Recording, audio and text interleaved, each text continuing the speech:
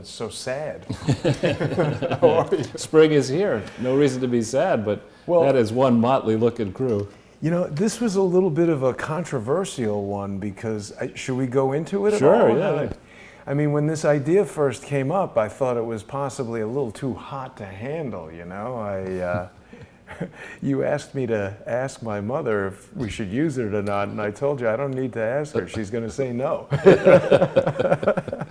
But yeah, we wanted to in quotes honor these swindlers. We certainly did not want to make light of anything to do with the Holocaust and World War II and all that. But we did, however, want to pick something that would immediately make you think of the swindlers in chief. Of which, once again, the art department has done some technical things here that I think maybe you should explain that are outstanding. What do you mean technical? Oh, well, right. So to curb any potential, you know, I didn't want Auschwitz in there and the imagery and all that. So we, you know, and this also makes it, I think, more appropriate for what each of these players represent in terms of just being swindlers. Right. So it in no way is intended to disrespect, as you said, anyone who was damaged by any of the horrendous events of World War II. But at the same time, I think that these people are responsible for some pretty horrendous events themselves. So it also doesn't, I know Otto Schindler is the hero of this film, so we've removed ourselves a little bit from some of the subtext that these photo political cartoon collages are intended to have, and this is just about putting a couple of swindlers together. And let's face it, Charles, the pun was so priceless. We had to do it. So right. Well, if you think about it, I mean, how many different times, it's really quite an old approach to call somebody a Nazi. I mean, it's, you know, Trump is supposedly a Nazi, and the Bushes were supposedly, you know, well, the Bushes, I think, were actual Nazis.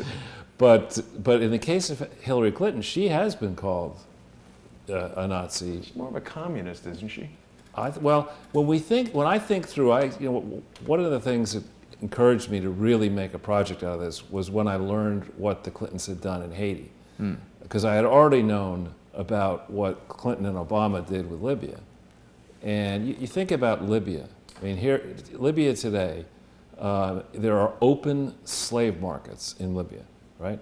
That you could say what you want about Gaddafi, but Gaddafi was on a path where he was going to give up his weapons, cooperate. He wanted to cooperate, and instead, Hillary Clinton made light of the fact. You know, I came, I saw, he died, or something like that. Was a quote that she had, and you know, to behave that way, to take a fragile state, and you know, think about most of the Middle East; those states are, by and large, fragile.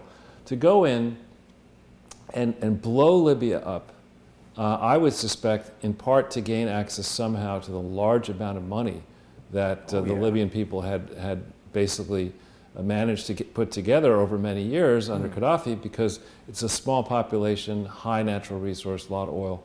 They had a lot of natural resources, and you know, there's a real set of reasons why Trey Gowdy and Ron Johnson and others wanted to understand the backstory, what was going on, what was our Libya policy all about. Remember, that was the Congress turned down the idea of a Libyan adventure and also turned down the idea of a Syrian adventure. And Barack Obama and his wordsmiths and Hillary Clinton said, oh, this isn't a military intervention. This is a kinetic military exercise or something like that. What the hell does that mean? It means mumbo jumbo. So, I mean, I don't, this argument that the people who've been in the public eye for a long time are lifelong public servants who've sacrificed, and we should, you know, just forget any of this stuff because they're decades of sacrifice selflessly, you know, is just rubbish. These are, every single person on this page started with nothing financially. And after doing whatever it is we know about that they've been doing, each person on that page is a multimillionaire.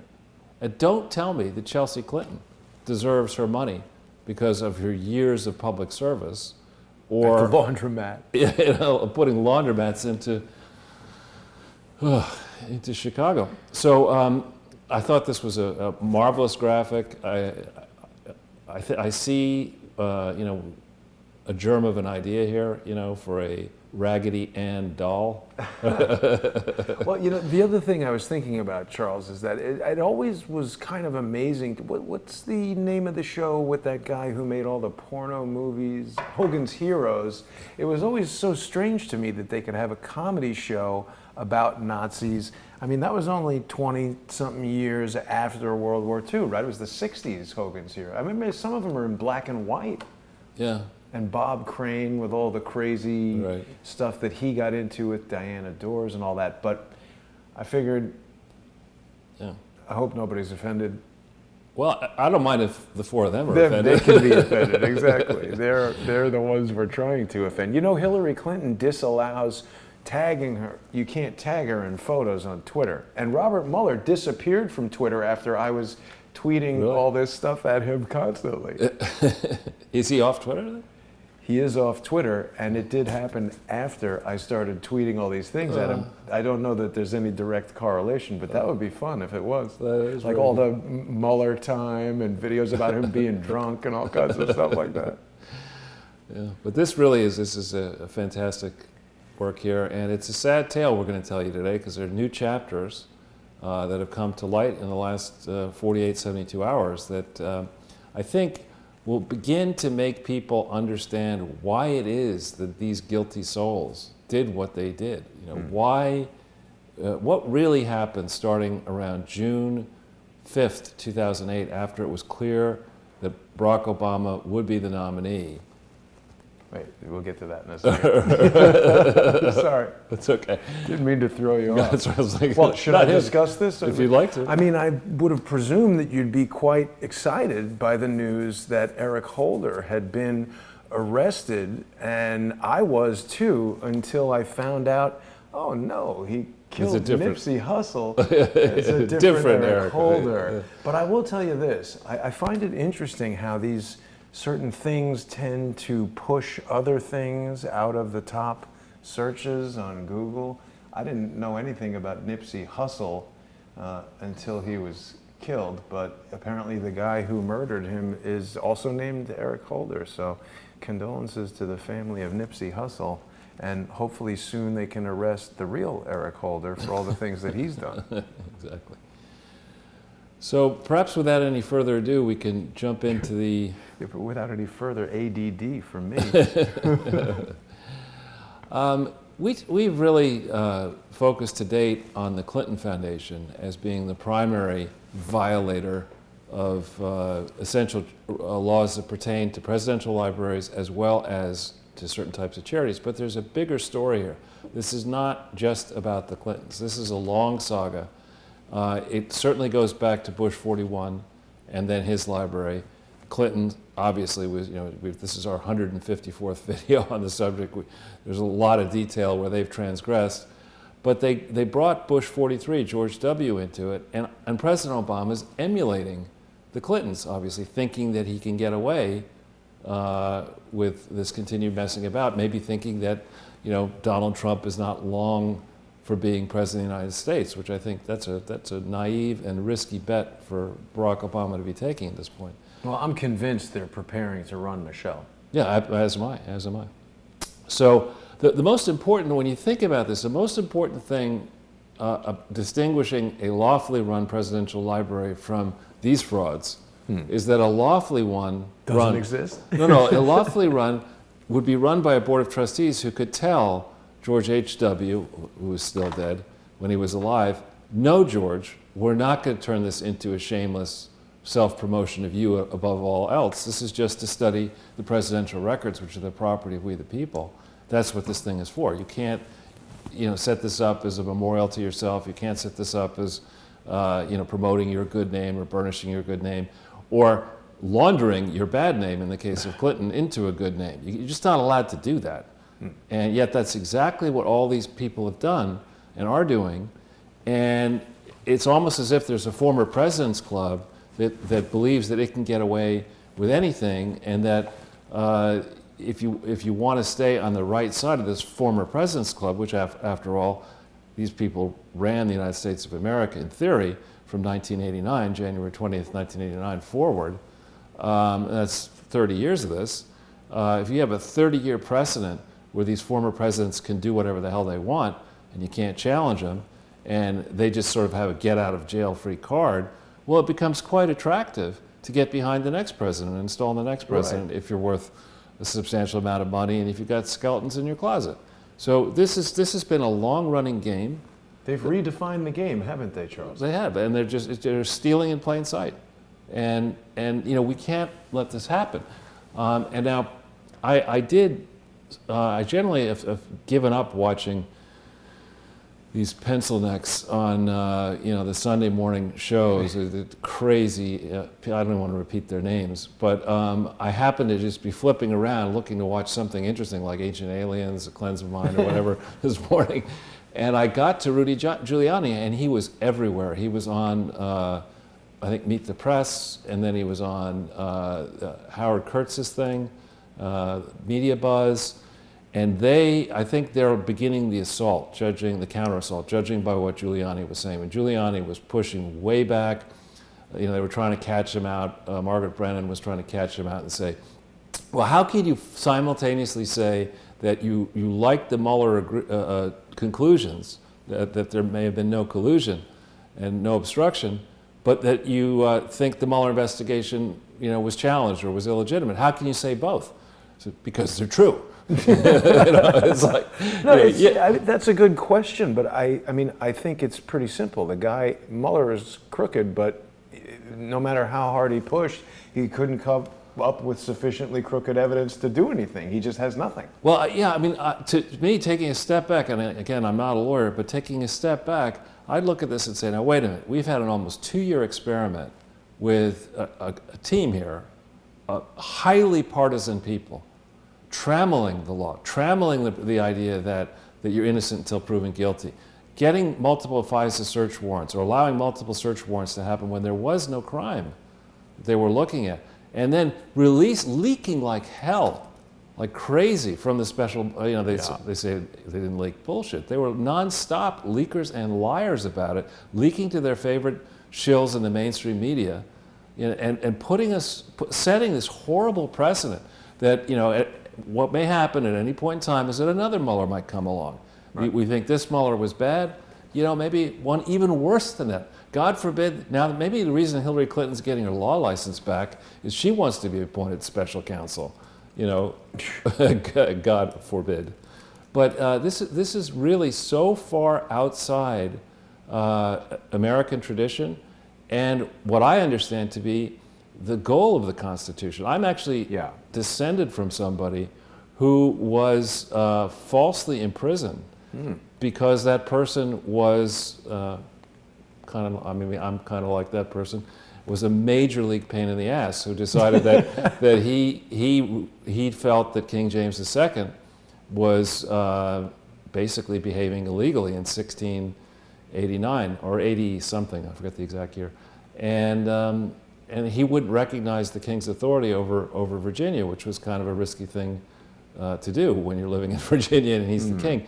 And so the king had him rounded up and held without charge. Wow. And the local people said, well, wait a minute, you can't do that. And I think my ancestor died before the case was adjudicated or whatever. And some say that his name was Major General Robert Beverly, and some say the name that the reason the right of habeas corpus is in the Constitution is because that specific exercise. So when present the body. Present the body, exactly. Because even though he's dead, they had to bring. No. The government can't come to you, as Mueller, I would argue, did with Trump and others, and say, we want to see everything about you for no reason. I mean, where's the crime? Right. You just can't do it. It's highly analogous. And similarly, we have Gerald Idiot Nadler. That's what I was going to ask you about, this post-constitutional revolution where people think that suddenly Congress can vote and people can march in the streets and forget the Constitution. Right. Let's see the evidence. No, these people weren't indicted. Right. They're innocent. Right. You're innocent. You're presumed innocent until proven guilty in a court of law, having had the chance to face down your accusers in person, to know what you're charged with. None of this is happening here. Yeah. And, we've got the crowds, we've got manic crowds thanks to it's not social media, it's social mania. Yeah. Where you put something out there and it's almost like, high school or whatever, only the cool kids believe X, Y, or Z, and suddenly you're not cool unless you sign on to X, Y, and Z.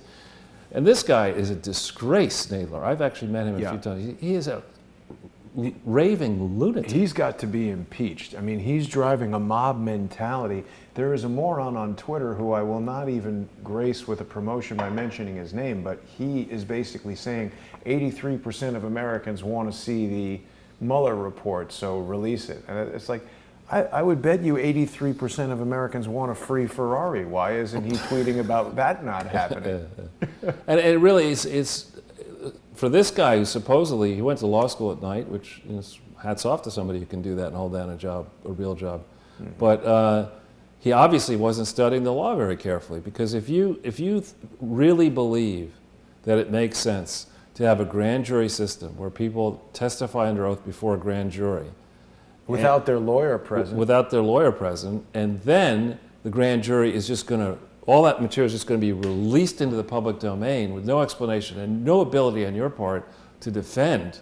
Again, you don't know what's in all the grand jury testimony. You don't know other people. Right. You don't know conflict. You don't know if this truly is the grand jury testimony. And for that reason, you let the grand jury, my understanding is, see everything and decide, do they want to return an indictment, yes or no? In this case, they did not. So you have no right to see any of that grand jury material, not a scintilla of a suggestion of a right. Even Congress. Even Congress, exactly right. And so, moreover, this is, I think we're getting, maybe this is something Trump wants. I mean, the other side, Mueller, Nadler, these people are making making the case easier and easier that we absolutely need to go over this trammeled ground, this troubled ground, and say, how do we go so badly wrong? How do we end up in this place? How do we make sure this kind of stuff doesn't happen again? And if people want special counsel legislation with more powers to special counsel, let them debate that in Congress, in the House, and the Senate. Let it go into law. But Gerald Nadler doesn't have the right to rule, because he woke up in the morning and he dislikes Donald Trump. And some of his constituents are calling him nonstop and robocalls saying, you better do this. He doesn't have the right to suddenly say, well, I am going to get my people to do what I need them to do and foment a rebellion. Well, that's what they're doing. They're encouraging rioting in the streets, people saying, forget the Constitution.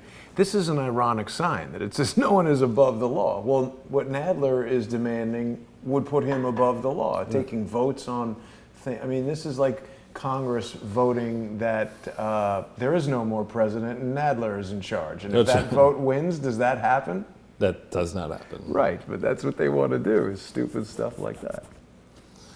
Anyway, back to the slides. Back to the slides. So this is a good moment, and I'm glad to see Rudy Giuliani on the airwaves, and I hope we'll see more of this tonight and in the coming week. As we approach 8 days from today is personal income tax day. And I'll tell you right now, I'm not a tax accountant and I'm not a lawyer, but anybody who dares take a personal contribution, personal deduction for a donation to these Clinton charities is taking a massive risk. Massive risk. Well, any fraudulent charity for that matter. Or any fraudulent charity, but especially given this long record here. Anybody who would do that, any private foundation who thinks they're going to get away with having characterized transfers to these Clinton charities as having been to public charities, which they certainly are not. Any private foundation that thinks they're just going to sail along, have immunity from eventual prosecution, is badly mistaken, I think. And so this is a moment where I would hope the Trump administration would decide to make examples of fraudulent charities. There are too many of them. We're seeing more of that in the college admission scandal. I think people need to be asking some tough questions about those wealthy families who bought their children's way into college. And not just of the families, but of the colleges.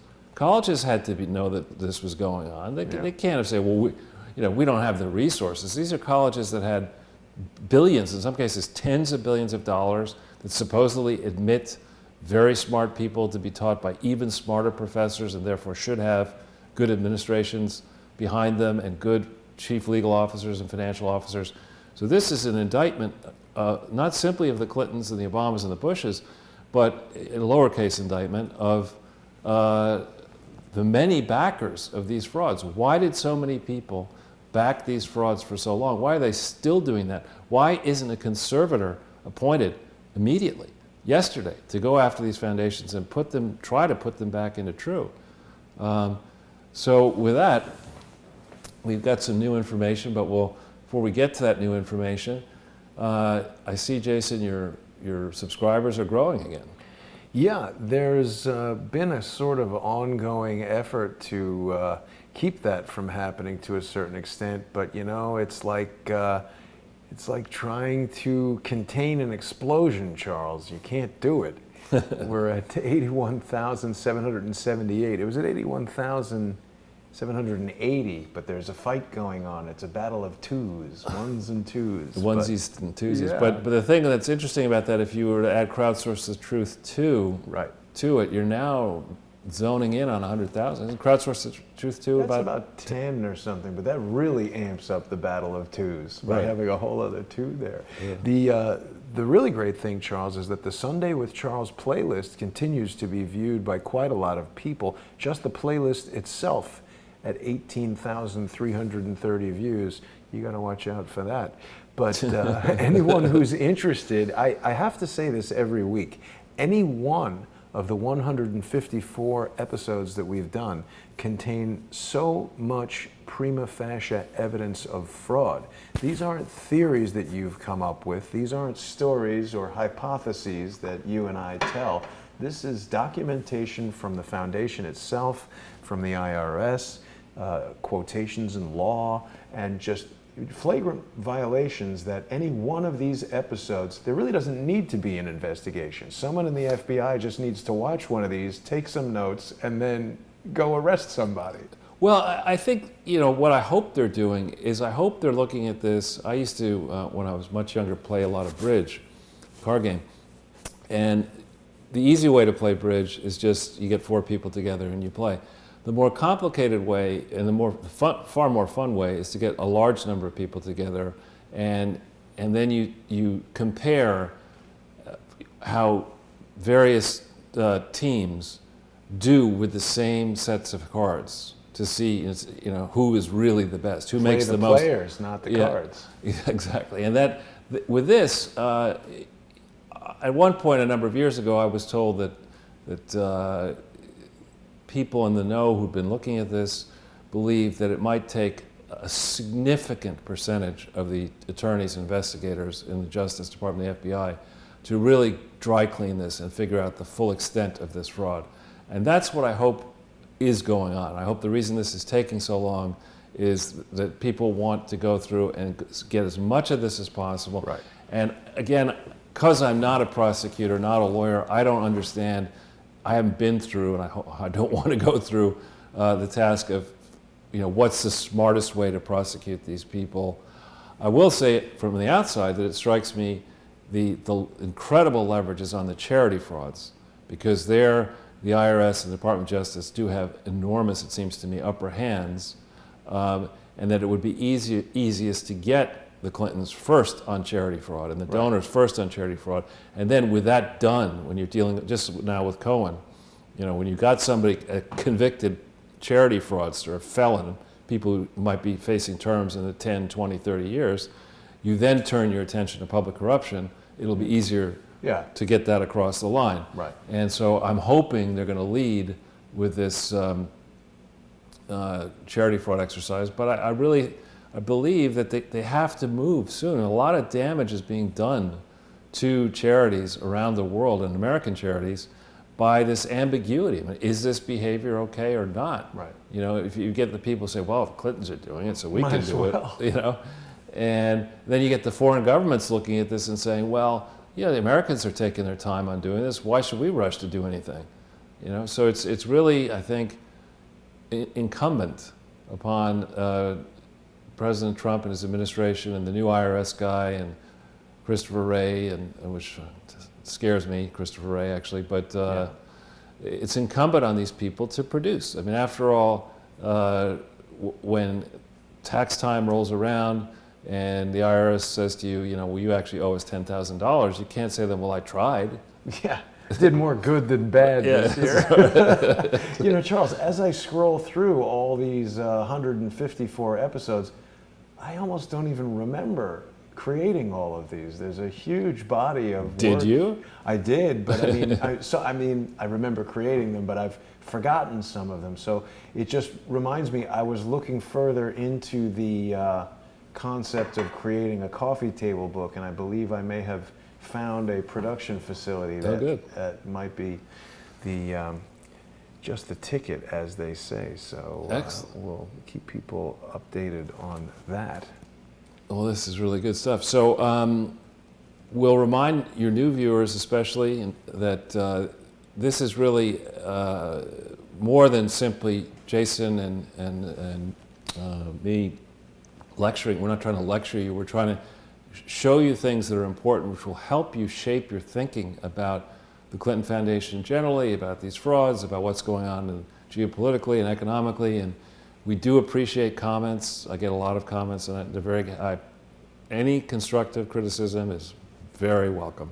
You can reach me on my site. You can reach me via Twitter. I hope you will follow Jason and me on Twitter. I do try normally during the week, not so much on the weekend, to be an active tweeter, and I'm not necessarily great at it, but I enjoy doing it. And I do get a lot of helpful tweets sent my way, for which I want to thank the various people who've been doing that. People love Twitter.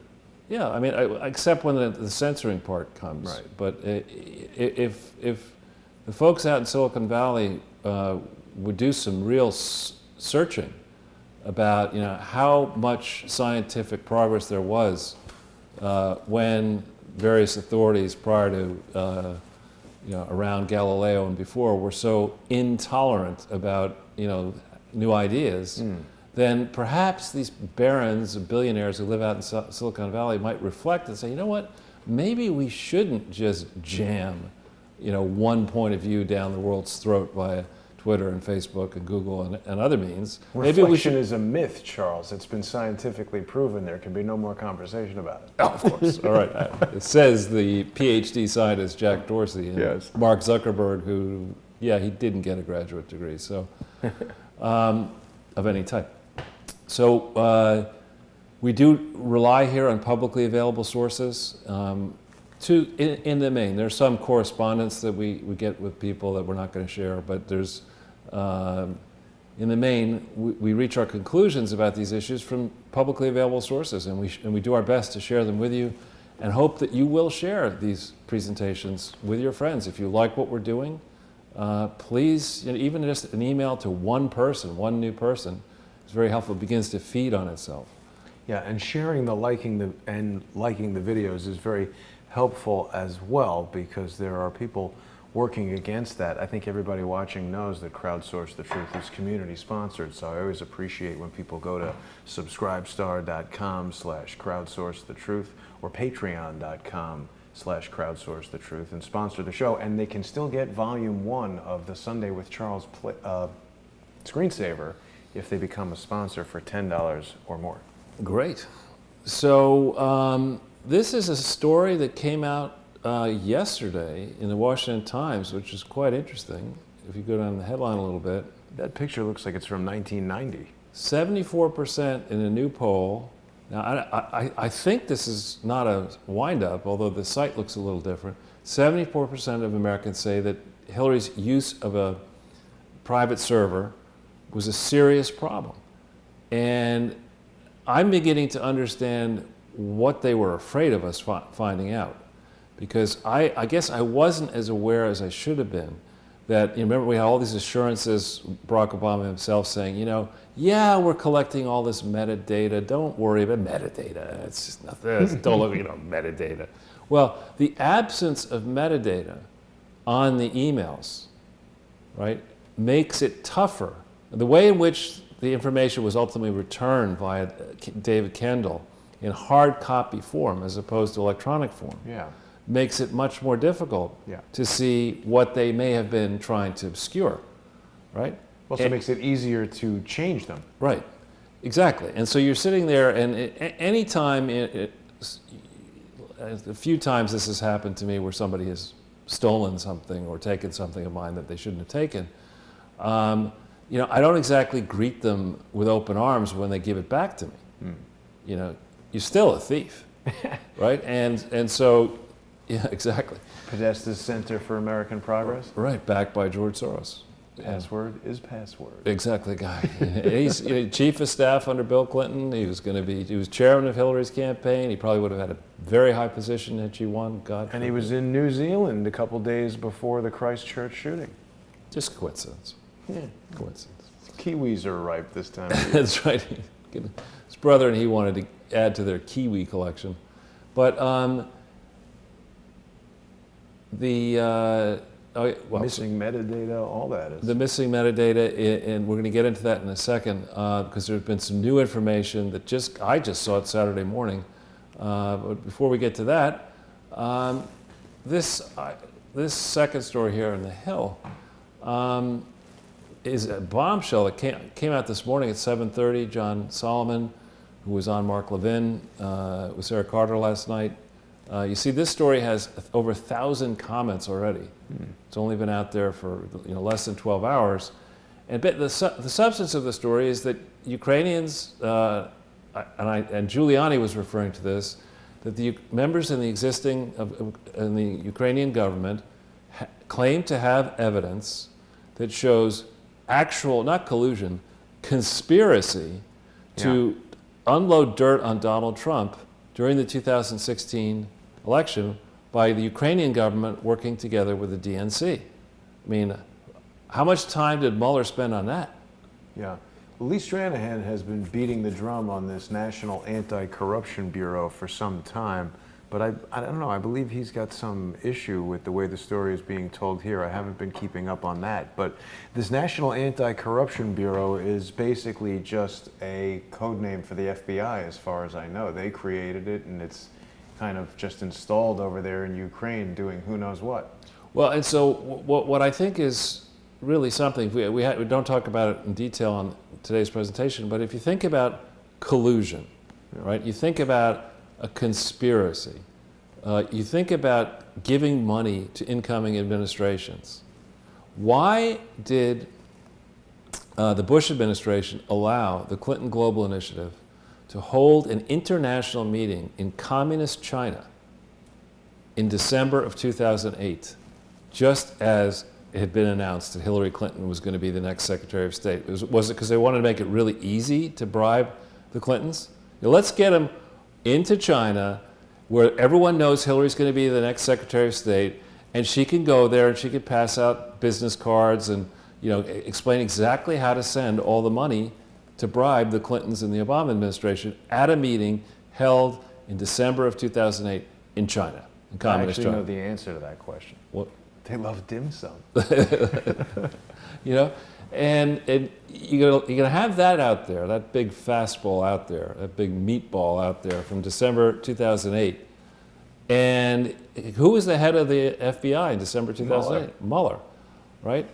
And it's just the rot that has got to still be, even now, more than 2 years after Donald Trump became installed as president, won the presidential election, is just amazing.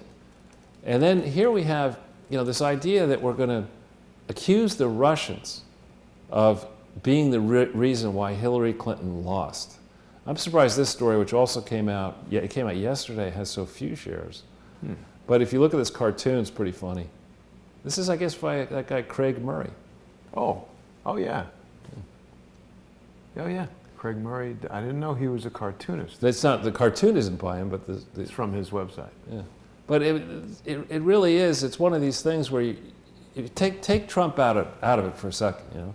Even Barack Obama, when asked after the election what went wrong, he said something like, "Well, during an election, my experience is it's kind of useful to campaign in key states." Yeah. So, did they believe they had it just totally rigged in states like Wisconsin, where she didn't go? And yes.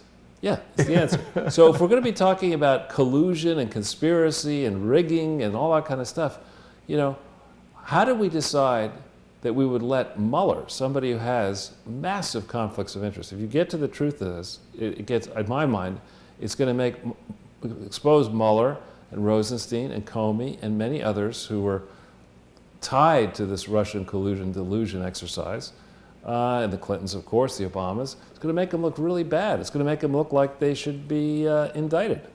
So that seems to me to be, the classic definition of a disqualifying conflict of interest. Certainly, at least the impression, or what is it? The appearance. Yes, exactly. Everybody's. So now people are upset, Charles, at that protest I showed an image of. People are upset that Barr didn't recuse himself. Like, why does every low information person think you get assigned as Attorney General so that you can recuse yourself from investigations? Sessions was recused because they had accused him of inappropriately communicating with Kislyak, and he sort of tripped over his explanation of that. But it's ridiculous for them to say that. Who do they think will make the judgment if Barr recuses himself? Or put slightly differently, Eric Holder was asked at one point what his job was as Attorney General. And he said, killing Nipsey Hussle? No, he said his job was to protect Barack Obama's back.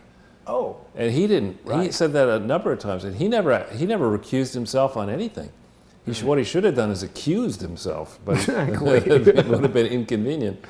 Eric Holder is... I need to indict myself. Well, there needs to be some more investigation into the shenanigans and the ongoing shenanigans of Eric Holder. Even now, as a partner at Covington and Burling, I think this is an extremely dangerous man. Oh, I agree. I agree. Who feels that he has, that he could stand up and threaten the President of the United States. And also tweet nonsense. Right. A lot of people do that, though. So we had, I think, 10 different Democrats show up for this National Action Network conference of Al Sharpton, the tax cheat. I mean, it's mind-numbing to me that you would take that guy seriously, given his long track record. It has nothing to do with his ethnicity and everything to do with the guy being a tax cheat criminal thug. Now, what was this? Do I have the right article? You do. This is we're talking. This is an article about fake news, and it goes on and on and on about how there have been 500,000 articles on collusion, but there's no apologies yet for this. And the intro for me was that if you want to go to Fake News Central, go to the wall-to-wall coverage of the Sharpton National Action Network, which occurred over the last several days, where MSNBC and CNN and everybody was fawning all over Sharpton and the candidates who were courageous enough and who did well at the National Action Network and who didn't do well. I mean, no offense about Comic-Con, but I'd rather go. Everyone dresses up as Al Sharpton, Tawana Brawley, and goes to the thing. Yeah. I mean, it's just. What is the purpose of it? I have to admit, I don't think I know anything about this. Well, National Action Network is Sharpton, one of his charitable, quotes, charity frauds. He operates under the cover of this thing. I haven't gone through it carefully yet, and I'm going to. Lap band survivors focus group? Well, no, you articulate, it's classic stuff. You say you're running a charity, you don't do the books properly, you encourage people to give you money through the charity, you collect some of that officially, you collect some of it unofficially, you pay off friends, and it's a hoax. But that any serious candidate would worry about alienating Al Sharpton. The madder he got at me, if I were a political candidate, the happier I'd be. It's a fraud. It is interesting how he's managed to stay in the public light. I mean, the first big thing that he did was that thing with Tawana Brawley, that was proven to be a hoax, wasn't it? It was disgusting what he did. I mean, he ruined a lot of lives, including Tawana Brawley's. I mean, he was probably a willing co-conspirator in it, but I mean. And he's going to be lionized? He's going to be let into the Oval Office as many times? Lionized. Right. He should get the Ted Kennedy Award for... driving? Yeah, exactly, and swimming. So this next one, though, I want to just take a little time on. This came out, I don't know if we can tell on here. It's a big file. If we can go into the PDF for a second. It just keeps getting bigger. Yeah. Whoa. What? The size is big. So if we could get it down, if we could get just by accident to page 231, which you can see at the top. Oh, that's interesting that it opened here. That's kind of like a new. Yeah. All right. Is that the one? Yeah. Let's see.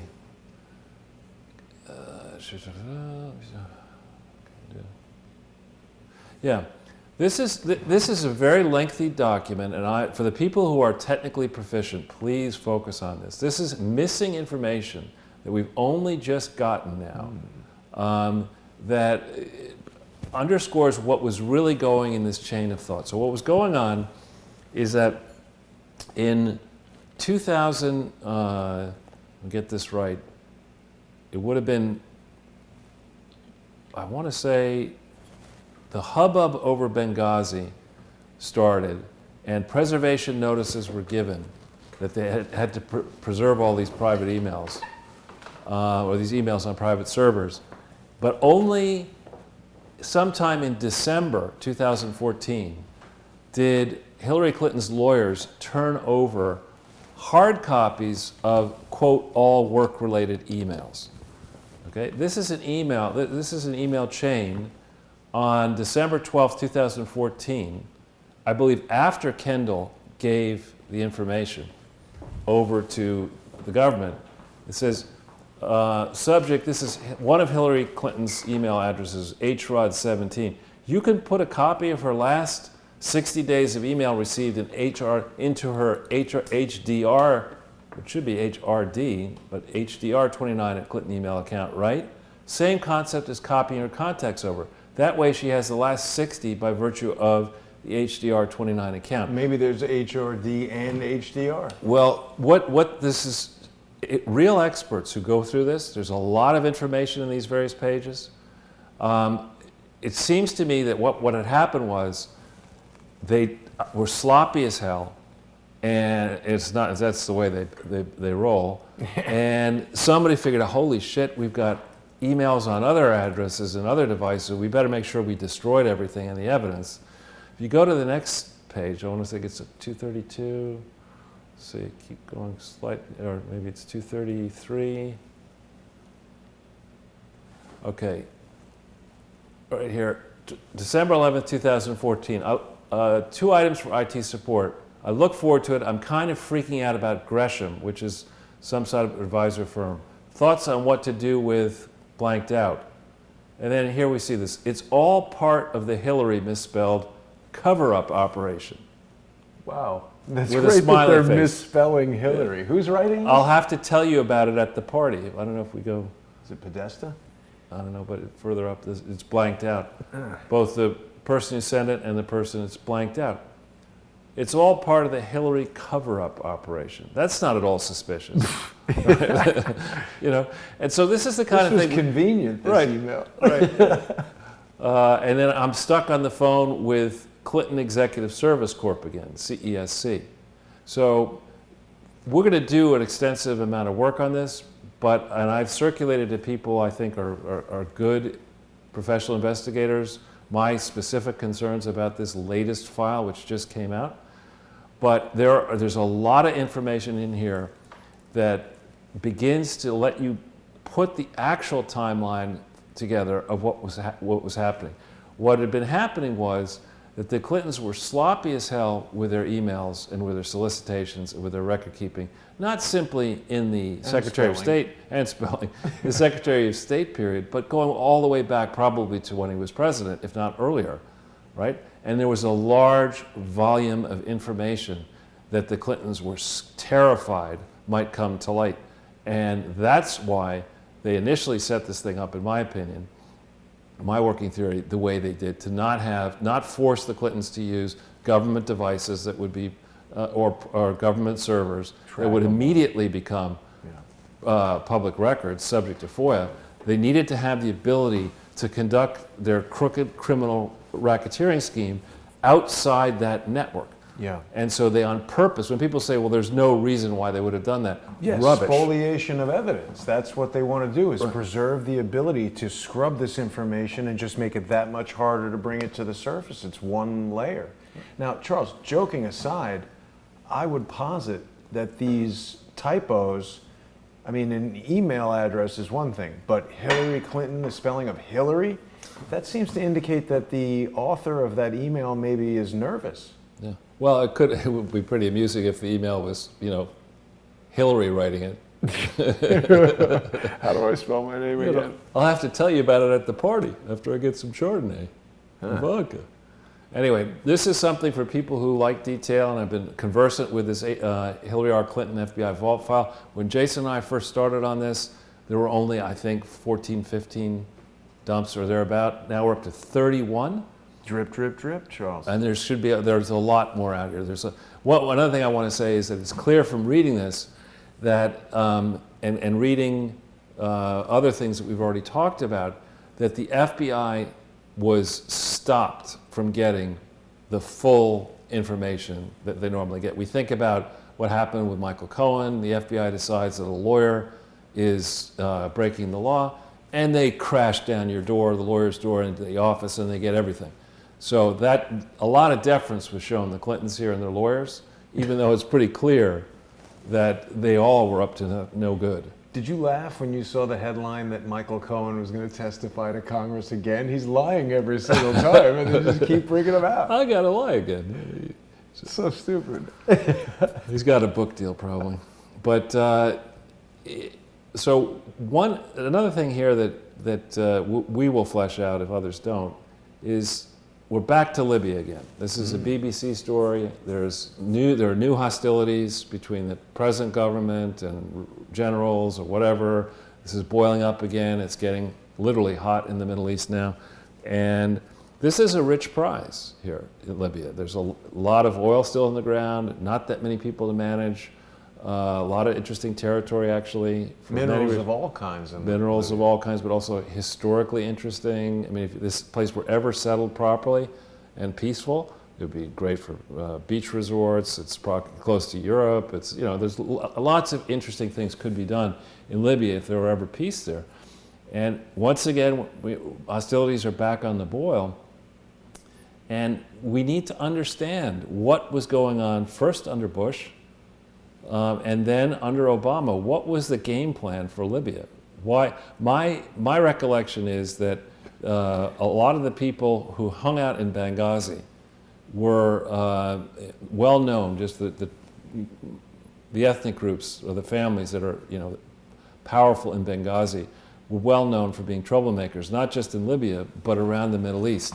So there's got to be extensive files somewhere on what the rationale in quotes was for U.S. intervention, and who were we intervening with? Was it a game plan that we went with our close ally, in theory, the UK, and maybe France, and said, we maybe need to get this money? I was going to say, I think it was an extremely detailed game plan of kill everybody and take the money. Right. And I shouldn't laugh about that, but that's what they did. They just went in there, destroyed the place, and stole everything. And then when people in Congress, it's interesting to contrast the congressional oversight approaches, right? When Gowdy and Johnson want to have oversight hearings to find out what's going on here, you stonewall them, you bleach bit, you ignore this, you get your media shills to write hundreds of thousands of stories demonizing these people. No protest. And protest or whatever but when Nadler, he doesn't want to exercise congressional oversight. He just wants to take all your shit and put you in jail. Yes. That's like, oh, fine with me. So to really see this clearly, I think we have to take the delusional members, which is really the overwhelming majority of the mainstream, and not agree with them that we're going to answer questions the way we normally answer them on a narrow topic. We're going to say, listen, fake yapper, and these other people, we will talk to you about this, but we're going to, because you need to come back into the known universe, we're going to say, like, on any topic of, say, congressional oversight, we're going to do it by comparing and contrasting two relevant cases at least, okay? Benghazi versus collusion delusion. Let's compare and contrast. And you start going through that process with all these areas. Maybe we can bring these people back to a sane and productive lifestyle. But I'm nervous. So another thing that is really, to me, amazing, when we think about, here's a dissident saying China is a major threat to the world. But when you look at the Chinese facts, you look at their behavior, they're now getting really aggressive in contested waters in the South China Sea, stirring up fear, especially in Manila and the Philippines, but in a bunch of countries there, they're taking aggressive moves around. And on top of all that, the economic data that I see coming out of UNCTAD and elsewhere is very scary. I mean, they have inflated a huge bubble inside China. They have not brought the mass of the population anywhere near the level of basic essential living that you see in countries like Brazil, where the mass of the population is a lot better off. The people, the overwhelming majority in China remain poor.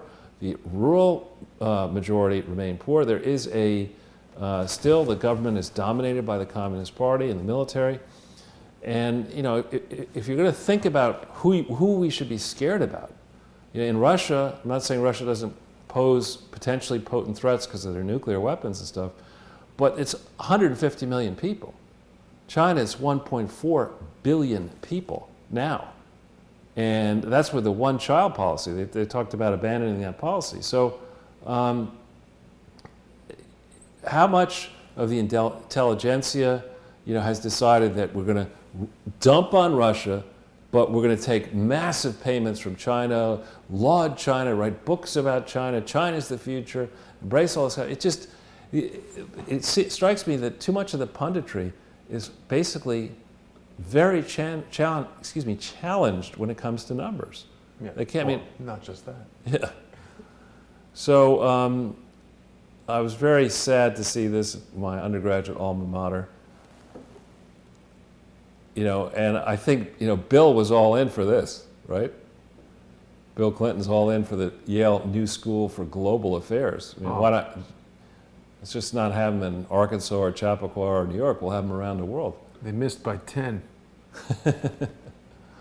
So what is this going to do? Well, here, provided the university can raise another $200 million for the endowment of this thing, it's going to help create a professional school for people to be involved in globalist activities. Not good, Charles. No, I don't think so. They love globalist activities. So now, this AOC, I really, I think by paying attention to her, it's probably a disservice, but she cited this statistic that the world's going to end in 12 years. And this is a story that came out, and I know they'll say right away, Fox News, it's Fox News, can't be right. Well, the study that she's basing this claim on never said the world would end in 12 years, which is, that shouldn't shock us.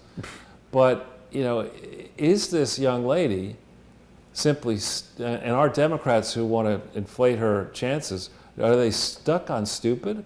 or do they just think it's useful to have this Ocasio-Cortez around as a useful idiot in the room? Because it's one thing, to start throwing ideas out there that are controversial but may be correct. It's another thing to come up with ideas that are just really make you and the people who support you in the end look like a blathering idiot or blithering idiot or whichever other way you want to talk. Did we discuss her video of building IKEA furniture? We did not on air. Oh yeah, right. No, we were talking about it the other day.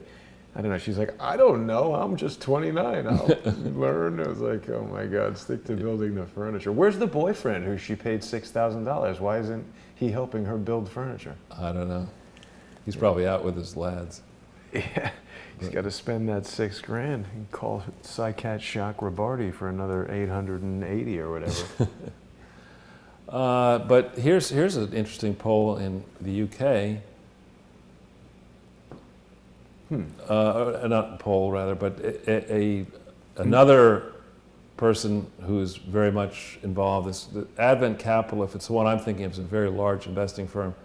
It's calling AOC what she is. She's financially illiterate. And it's one thing to go in to have Congress oversee the executive branch and play a constructive role with a government that is throwing off massive surpluses every year. We are in financial extremis as far as the government is concerned, with $22 trillion worth of debt.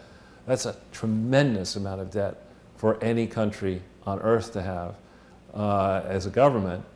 And AOC there's this National Action Network. This is where she was speaking with a sort of a black accent. Right, the Hillary Clinton approach. Or Hillary Clinton imitation. She could have put a bottle of hot sauce on the podium there. Right. She's channeling Hillary.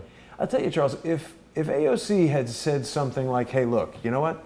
We don't want Amazon.com here because retail is dying in New York. You could at least say, well, that's true. Retail is dying, and promoting Amazon.com, she could have spoken to the fact that it's a monopoly, could have used its desire to do business in New York perhaps as a lever to get something from Amazon.com, or I don't know. But she was just like, we're not giving them billions of dollars. And again, protest and incite people and make these kind of like inflamed, hot-headed speeches about nonsense while building furniture.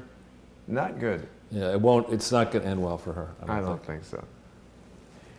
Short-lived political career. She can always go back to being a bartender. Maybe. Well, she'll write a book, she'll lecture. I mean, she's already established herself. Maybe she'll marry Jack Dorsey. Maybe. So then this question of whether the IRS is going to release the tax returns. Mick Mulvaney was out on the acting chief of staff saying under no circumstances will these they're returns just demanding things. It's like, this is not the way the country's supposed to work.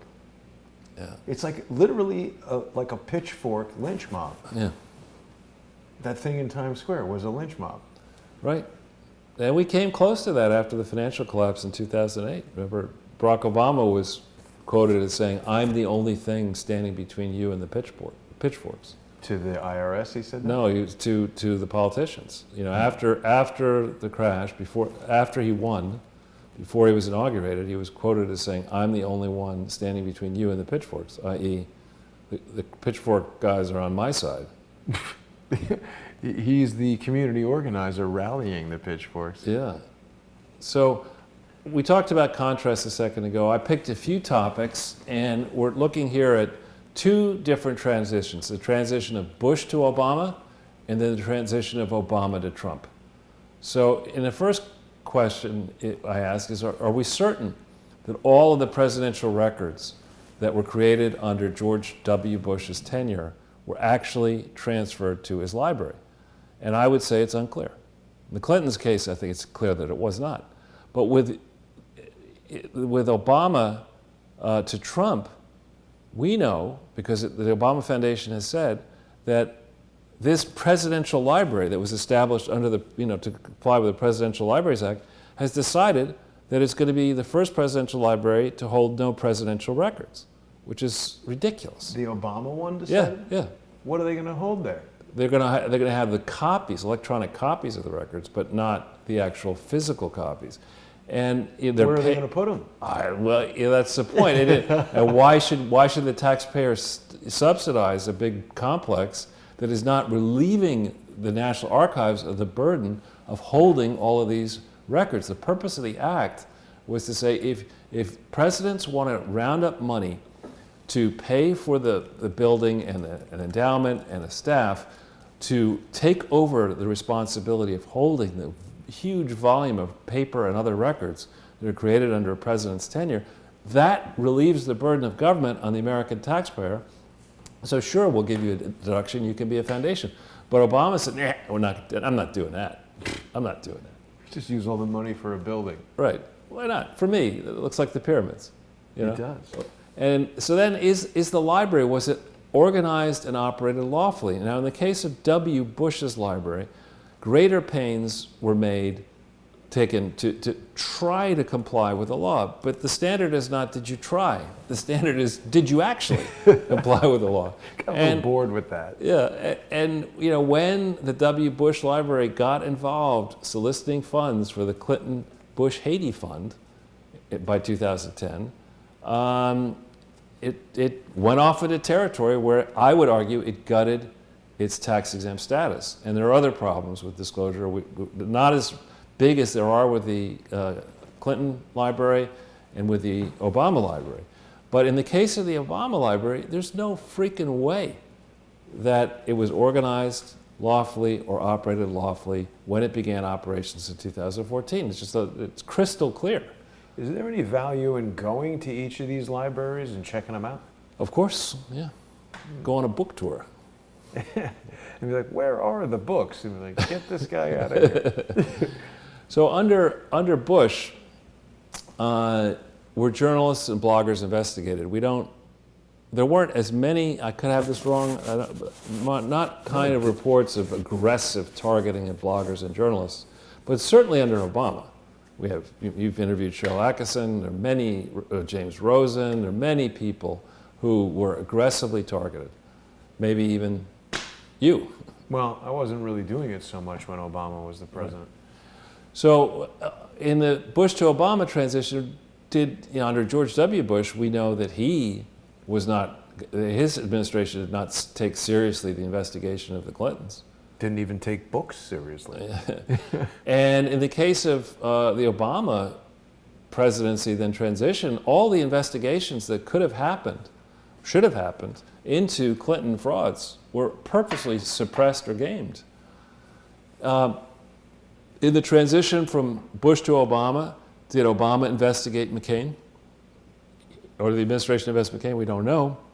But looking through the McCain Institute filings, I see many problems with Saudi Arabian embassy being a named donor to the McCain Institute while John McCain was chairman of the Senate. I forget whether it was Foreign Relations or Armed Services. Yeah. So he was an investigator, or at least his institute does not seem investigated. But in the case of the Obama transition to Trump, the Obama administration, I would argue, elements of it working in league with New York State, figured out that the media scrum here and Donald Trump personally would be very vulnerable if there were any kind of aggressive investigation into the Trump Foundation. I'd love to know just how much coordination there was among members of the Obama administration with the decisions to target the Trump Foundation and Trump University in the run-up to the 2015-16 cycle. And of course, McCain was pretty, he was helpful to Obama as far as getting that dossier out. Right. I think McCain might have been the chairman of the Senate Armed Syrians campaign. Exactly. So in the case of the 2008 campaign and the 2016 campaign, did the loser take foreign cash? Well, we know McCain took foreign cash, and we know that the Clintons took hundreds of millions of foreign cash via their various supposed charities. Did the Bush people trigger investigations on Obama after the election of 2008? No, they didn't. Certainly didn't aggressively. In the case of the so-called insurance policy in the 2016-17 timeframe, did Obama set Trump up to be investigated illegally? Did his people? And I would argue absolutely. And the reason there's so much resistance from Rosenstein and others who may have been privy to some of this is that they knew it's so explosive that once the public sees what these people were up to, that a lot of people are going to be in the crosshairs legally. In the Obama period, did Obama go and look into historical matters, long before 2009? Did he start targeting his opponents? We don't know that he did. But in the case of Obama on Trump, and now afterwards with the special counsel, they're going way back, 2004 and 5 on Manafort. Manafort was the campaign chairman for the Trump campaign for less than a couple of months, right? But there's stuff that's gone on in Ukraine, and then we hear all this stuff about Naboo, and I mean, again, Lee Stranahan has been way into this story for some time. I don't know the details, but it's curious how aggressive they've been in prosecuting Manafort. Right. Well, so along the way here, were there lucrative book contracts for George W. and Laura Bush and the Obamas? Many people around all this. Did they, Comey and others, get all sorts of? Who arranged these lucrative book contracts? For many of them, it was Williams and Connolly, the very same law firm that created the Clinton Foundation, or helped to create the Clinton Foundation, that defended Bill Clinton from impeachment, that needed to be paid millions of dollars alongside Skadden Arps, that Bill Clinton didn't have. You're going to go after Michael Cohen for questionable behavior under a theory that he was part of a criminal scheme. It sure looks to me as that every place you turn in this saga, Williams and Connolly, and specifically David Kendall, a longtime friend of the Clintons, is everywhere you look, his firm. Isn't it weird for a law firm? I mean, shouldn't a book agent be doing that? Well, their guy, Bob Barnett, is a top lawyer, and he pioneered this idea of, don't spend 15% on the agent's fees, just pay me a lot of money per hour, and I can get you a book deal on a basis where you're going to make the same gross amount, but my fee will be less than the agent's, and How could that be? Oh, it would absolutely be less than 15% of the, sure. I mean, the Obamas are rumored to have gotten $65 million in their book contract. I mean, they're not paying a $10 million fee to an agent for that. Probably also not writing the book, I hear. That would, Bill Ayers is not too busy. Again. Typing away. Yeah.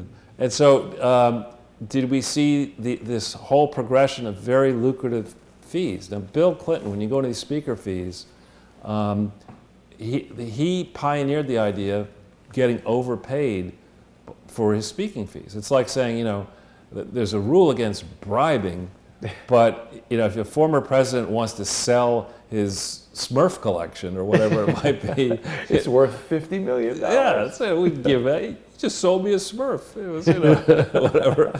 We'll give him a speech, give him a book. They should make baseball cards. Exactly, and so I mean.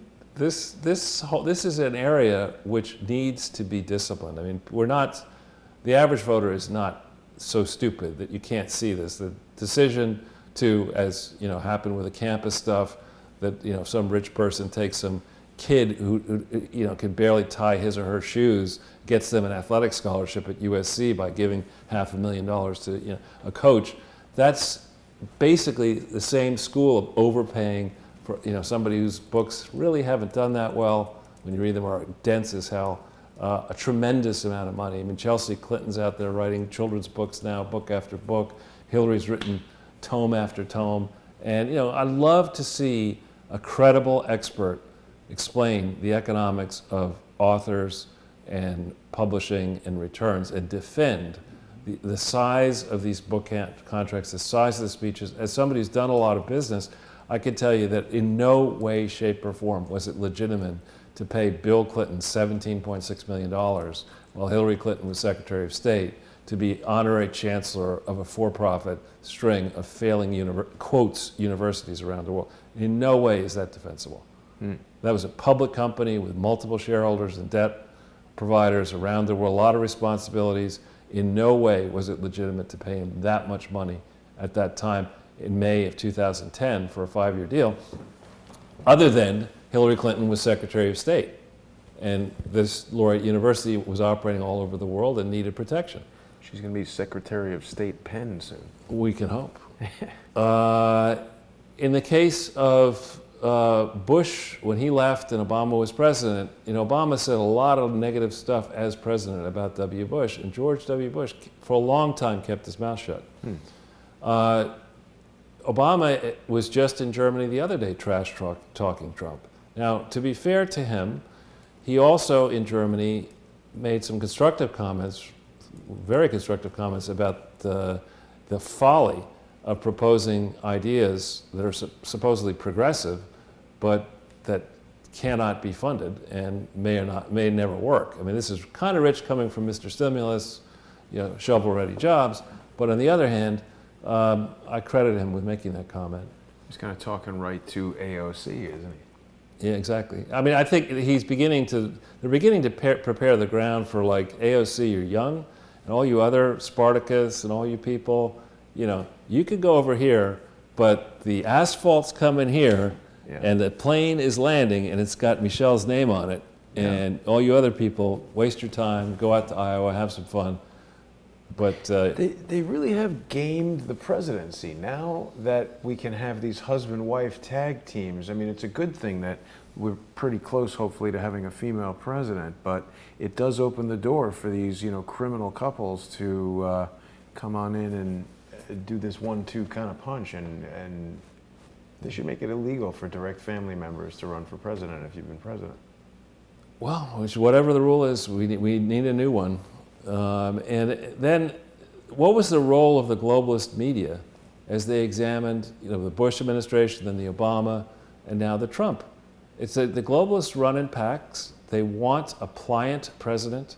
They want somebody they can manage. They did not appreciate W. Bush in the slightest. To be fair, I think he took this country in the wrong direction in many different ways, both domestically and internationally. But it was nonstop anti-Bush. Then it became, Hosanna on high, for the heavens have opened up and the Messiah is here, and anything that the guy does is fantastic, no matter how stupid it was. Some elements of what he tried were interesting, but I mean, the presidency, I thought I would go get Valerie Jarrett's book, and I did go to the Strand and do that.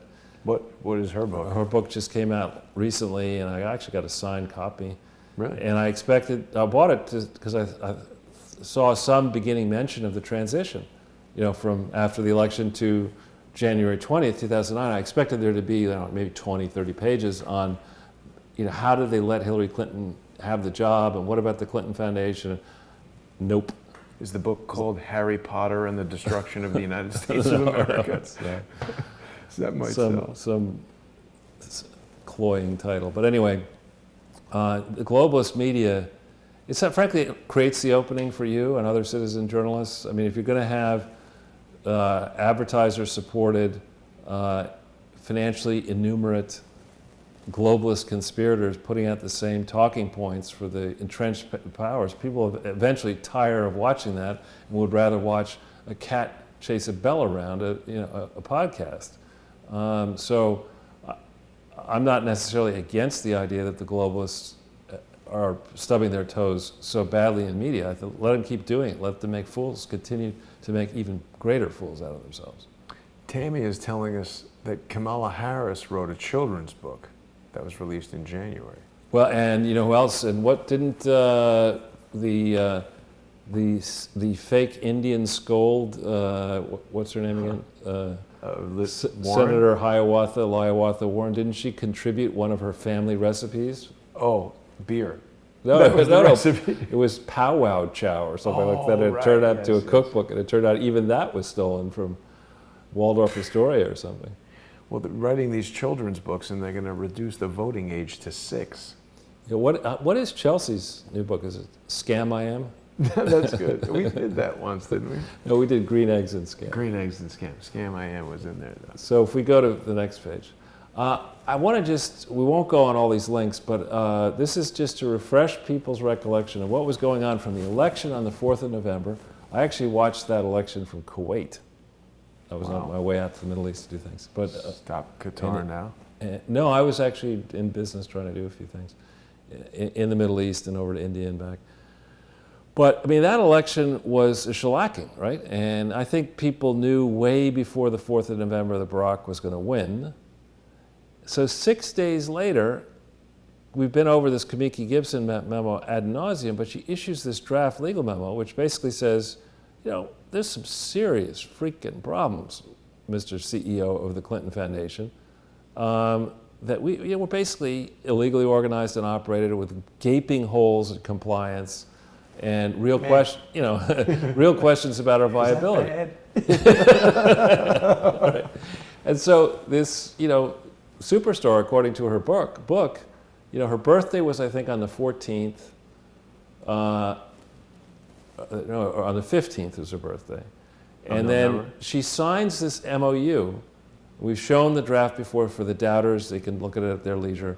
She signs this memorandum of understanding, which is just riddled with lies. It's saying 6 days after Kamiki Gibson, tells her boss at the Clinton Foundation that we're in deep shit, Valerie Jarrett's signing on a Sunday a letter that says everything's great with the Clinton Foundation. It's wonderful, and leading you to wonder many things. How much diligence could she have done on the Clinton Foundation?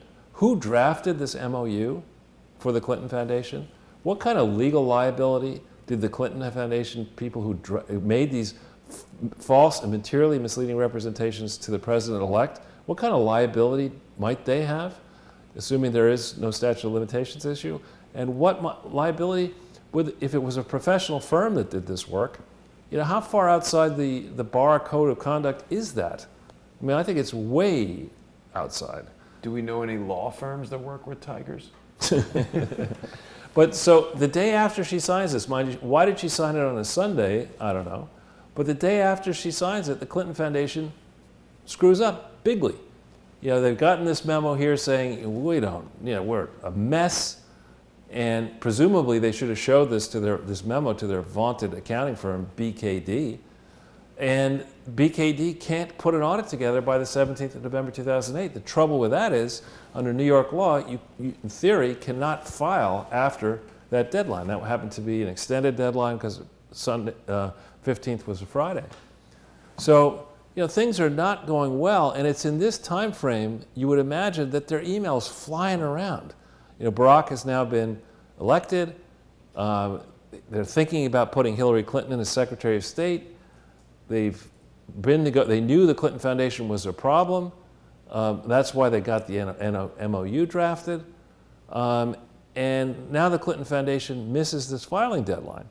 And they got to get across the line for January 20th, 2009, right? And they got to get her into her role as Secretary of the State. So the FBI, as far as I could tell, has not yet been able to look at all the different emails, addresses, and domains and storage places where relevant email traffic would have been flying around the system, helping you understand just how deeply in conspiring the Obama team and the Clinton team were to create this new administration, which would give the Clintons and their former associates so much power, raising the legitimate question of how could these bitter rivals, how could Barack Obama, who had won the presidency, decide that he wanted to give the Clintons this much influence when so many things were so badly wrong, right? So the 1st of December, officially, Obama announces Hillary's going to be the Secretary of State. Same day he says, I'm going to put Eric Holder, who was the Deputy Attorney General under Bill Clinton, in as Attorney General. I didn't put on Rahm Emanuel, another person in the Clinton Foundation is going to be the Chief of Staff for Obama. And in the few paragraphs that deal with this period, right around here, there's Valerie says, I understand you want me to be a senior counselor, but to Obama, but I'm a little concerned. All these Clinton people, am I going to be able to do my job? And Obama, according to Valerie in her book, says, don't worry, I've got your back. Well, I was going to say, it almost sounds like this is how all these guys are sort of cutting their teeth. You do this, and then you go become the mayor of whatever. Right, of Chicago. Yeah. But the point here is that he's won. Obama's won. It's a massive historical event. I hope it'll be studied carefully for a long period of time to figure out what was really going on. But the Clintons then insert all their people in, including Hillary, and then Rod Blagojevich gets arrested on the 9th of December. Oops. He's the sitting governor for having possibly been trying to sell Barack Obama's his right to appoint the person to succeed Barack Obama. And Valerie's book talks about how she was considering, actually she was at the time, weighing whether she shouldn't be a senator. And according to the publicly available information we know, that Blagojevich was going around saying, look, I'm term limited and I'm out and I need money. So what I want you to do is, I'll give you the Senate seat, but you got to arrange for a government contribution into my charity or whatever to take care of me. And he's zipped up tight. He's not talking to Rod Blagojevich. You're going to go, land on people to try to find out what was going on. I would imagine the FBI could go interview Blagojevich, and our Department of Justice could go and say, listen, you've been in prison for a while now. We're in a position to protect you, guarantee your safety. You want to reconsider your decision to, shut your damn pie hole, or do you want to tell us what was really going on here? Do we know if he's still all right, or like what? Oh, he's in prison. I know, but I mean, I don't know. we don't But know. but it's interesting. The person who prosecuted Blagojevich, the U.S. attorney for Illinois, is the same person who was prosecuting Scooter Libby, and and investigating Cheney and others. There's Patrick Fitzgerald. So as we follow the train, by the 12th of December, mind you, they're now trying to prepare Hillary Clinton to testify before the Senate. BKD issues an absurd audit for 2007. So far off the map, late, doesn't make any freaking sense. Obviously, you could sit there and you could say, BKD, did you see the Kamiki-Gibson memo or not? Okay, if you didn't see the Kamiki-Gibson memo, what representations did you get from Bruce Lindsay about the status of the Clinton Foundation? Because clearly, generally, there's what's called a management representation letter that would have been signed on or before the 12th of December 2008, which would have had Bruce Lindsay saying, I know of no problem here or no problem there, and it's flatly contradicted by this draft. So what did you do, BKD? To be fair to them, it's extremely difficult to see out of the hole in the mouth of the tiger costume. And so the MOU was, it says that it was dated on the 12th of December 2008, which is a little bit odd, the effective date of the MOU. Starting on the 15th of December 2008, a Virginia-based agent, which is, I think, a fake firm, it's a nonprofit service corp. They don't have lawyers who are qualified in the firm to provide legal advice in the states where they're trying to help their clients. What's the name of that firm? Nonprofit Service Corporation, something like that. And we have multiple examples, and the investigators can't get these readily, of multiple times that this firm sends letters out starting on the 15th December 2008 saying, please, we need more time, New York State, to file our registration for 2007 in our annual report, because specifically our auditor has not completed its work. The auditor completed the work on December 12th, right? So this person either was lied to by the Clinton Foundation or knew about this and was just trying to get more time, all right? Or doesn't know the difference between 12 and 15. Right, that's great. Could be true, actually. Yeah. So then if we hit this link here, this is one we have not dwelt upon. This is two separate ways that we've gotten the MOU. This is, we got it from Tom Fitton, and we've got it here from Chuck Grassley. If you go down a little, like 4 or 5 pages in to the signature page. Oops. Yeah. Okay. To this down here, this. Oh yeah, that's the messed with 12. Right. Different weight than the other. Right. This, for those of us who are handwriting experts who are listening in, a simple comparison of this version to the other version. Now, if we keep going, yeah, Bruce, a little bit down. Yeah, Bruce Lindsay. Is that a real signature? Well, that looks, yes, because there's one that we've seen that almost looks like it's slowly, carefully traced. Right. That looks like natural swooping handwriting. Right. But you said he had a stroke. Not by then, he had a stroke. But I'm saying, I don't know that much about strokes, but it looks more to me like the one that we saw later is someone trying to copy that, whereas a stroke might look just totally different than this. Right. I don't know, but real handwriting experts need to take a look at all this. But I'm no handwriting expert, but if we go just to the date, it's clear to me, especially when you compare that one version to the one that has her signing on the 11th, on the 16th of November.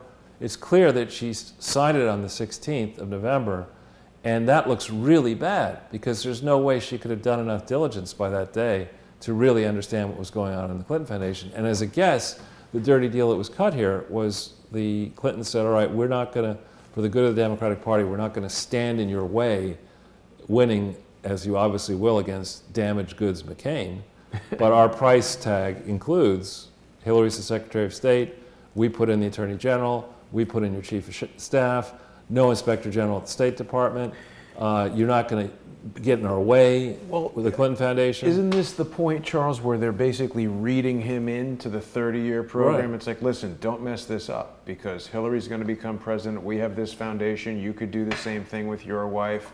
Get with the program. Right. And it's sort of like, here's the whole thing. Right, yeah. Or go this way and we're going to smear you and do whatever. Yeah. And you'll still be dead. Yeah. So if we just go back into the slide there, on the 18th of December, 2008, it seems that Barack Obama was interviewed by the Assistant U.S. Attorney to Patrick Fitzgerald and FBI agents in Chicago. So 2 days after this overwritten, forged document, Barack Obama's got to contend with the FBI, which at that point is controlled by Mueller. I would love to see the 302 on that interview. And on other interviews that supposedly happened involving Valerie Jarrett and others, set in this whole context of, what email addresses were being used by Barack Obama and Valerie and others and the Clintons. Not this standard that applies in the Hillary Clinton email investigation is that, we will spin our wheels for months pretending that we're investigating this, but we're going to deny access to the FBI to the key records and devices and other things. And, what's email? Yeah, email. I mean, what the hell? So I would love to see those three. So with this in background, Kerry and Lugar share the MOU with the wider Senate Foreign Relations Committee team.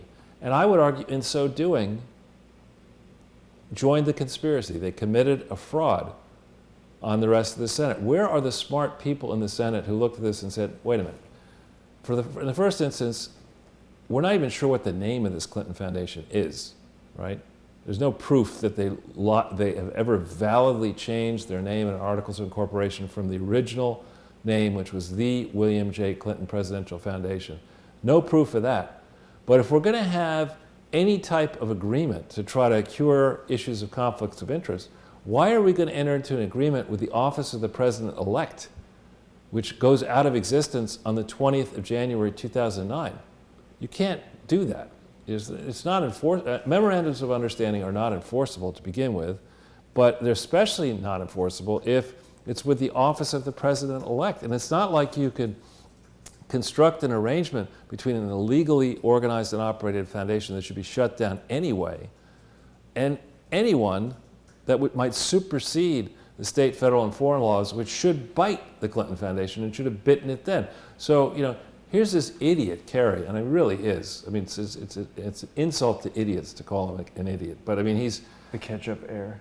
Well, through his second wife, and swanning around. He can't say he's not experienced in Washington D.C. He's had all kinds of time in Washington D.C. He was in the Senate, wasn't he? He's chairman of the Senate Foreign Relations Committee. He did go to law school. He's a Yale guy. Don't bring that up. Hey. Sorry. Or I'm going to get the list of NYU graduates. And a bonesman. Skull and Bones. He was a bonesman, along with Bush. And a swift boat. What did he do with the swift boat? He pretended to be in the swift boats, I think. But anyway, the very construction of this doesn't make sense. And here the summary of it in this letter says it's effective as of the date of signature. No, its effective date was December 12th. The date of signature, I don't know when Valerie actually signed it, it looks to me like it's December 16th. When did Lindsay sign it? When did Valerie sign it? We don't know. The same day that this MOU was transferred, Bill Clinton put out information about the historical contributions of donors that is completely misleading. Instead of complying with the law in New York State and California, where you have to have all of the specific details in every government grant, they did ranges. They did ranges that camouflaged or attempted to camouflage the fact that the biggest donor had sent $600 million, roughly, well, not by then, call it $300 million. The biggest range they had was $25 million and up.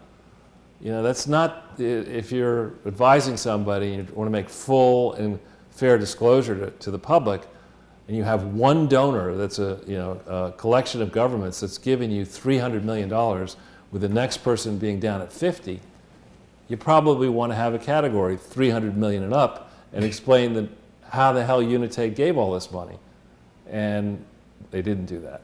On their website, we've been through this ad nauseum, that the annual financial records for 97 to 2007 are grievously wrong. Multiple material misstatements, multiple omissions, and in particular, for all years, there's no return file for 97, but for 98 through 2007, the line government contributions is 0 in all these filings. So in this period... That was for convenience of math, Charles. Right. If we put that in, then the book's really, then they're going to see the graft. Everything is convenience. But it's in this time frame that the vetting process was going on, and who was in charge of the vetting process? The FBI, led by Mueller.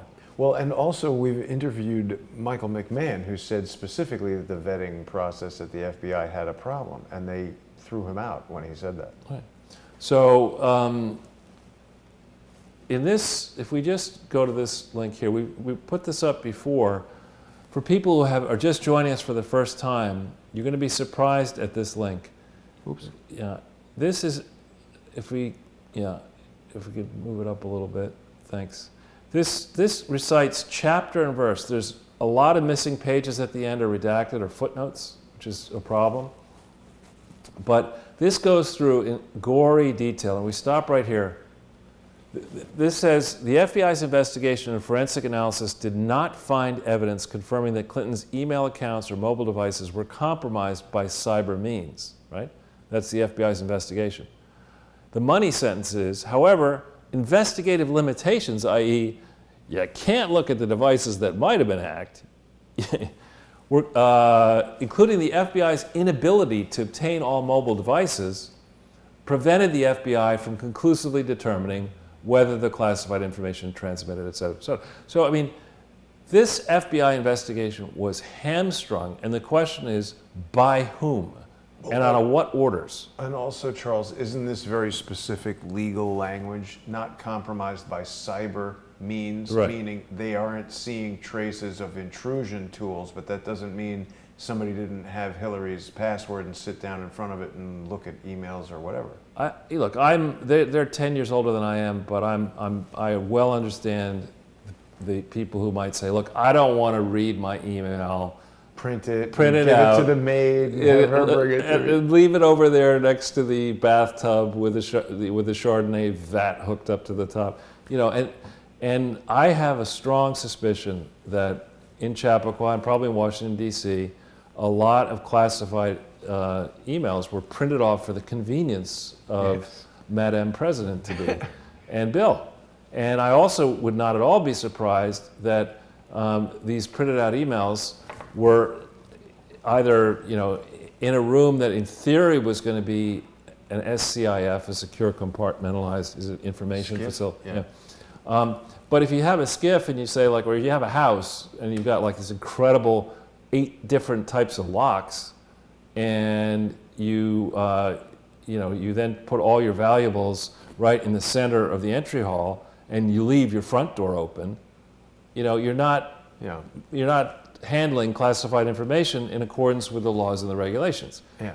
And that wouldn't be detectable by cyber means either. Right. And so this was very clearly a case of, in my mind, on this investigation, and FBI people will be able to stand up and should be forced to testify on this. How far at variance was this? If there's a spectrum of how you do this, let's contrast the Clinton mishandling investigation with you pick it, the Trump collusion, Trump whatever. Investigation of everything. Yeah. And so when you look through that particular file, particularly those of you who understand how computers work well, then it looks to me as incredibly incriminating stuff. Yeah. Just the known facts in that file. They knew they had a problem. They figured they could work their way through the problem so long as she's Secretary of State. Then they figured they had cover once Romney lost. They figured they had years of cover. Right. And so they held on to Carry all on. this stolen information that was We the People's property, and they just stiff-armed everybody. They got deeper and deeper into trouble, and they got to a place where they had to win the 2016 election. But that didn't happen. So they then had to set up the Mueller investigation. So this is a sort of a sidebar here, but I've been talking, if we can hit this link here, and it turns out that it was August of 2005. Sorry, which one? This one here. Yeah. And I hope it doesn't get a whole bunch of... That they were... That Lugar, who was a very senior in terms of age, but he had, I think, 7 terms or maybe 8 terms as a Senate. He'd been around for a while in the Senate. And he took Obama. This is at this time, the Republicans were still in control of the Senate. So he was the chairman of the Foreign Relations Committee. He takes Obama, a new senator, to various places, including Ukraine, and Russia detained these 2 senators. That's explosive. Exactly, and then they apologized for it afterwards. And I've been wondering, I've got to believe there are records in Russia and maybe in the Ukraine. What Lugar had a particular interest in for some reason, Georgia, the country of Georgia, and decisions were taken to destroy chemical and other weapons at a new facility now called the Lugar facility in Georgia. That's weird. And there are a lot of suspicions about what's really going on in Georgia. It seems to me, if you're going to go and deal with a difficult problem of destroying horrifically bad weapons, I mean, no weapons are great, but weapons that the world has decided nobody should use, the last place I would want to do that would be a country like Georgia, which is not really have the same standards of regarding law and order and corruption and others that other countries might have. So it's, to me, very suspicious that the decision was taken to do anything in Georgia along these lines, because the fear you would have, of course, is that you get your crew. It's not like Lugar himself or the president of Georgia is going to be in there in the back of the shed blowing up these weapons. You're going to have somebody way down the food chain who's going to, quote, volunteer for the job of making sure the stuff is destroyed. How do you really know it was destroyed? If he's got a problem with the shed, I know a good shed registration lawyer in Washington, D.C. named Chris Gowan. So when we think about the origin of the tensions, modern tensions between Russia and the United States, and tensions involving our actions in Ukraine, our actions in Georgia, their actions in Ukraine, their actions in Georgia, I think you can't start in 2012 or 13 or 14, and you may not be able to start even in 2005. What was Manafort doing with all this? I don't know. But I bet you that sealed grand jury information might. Right. We'll see. We'll find out.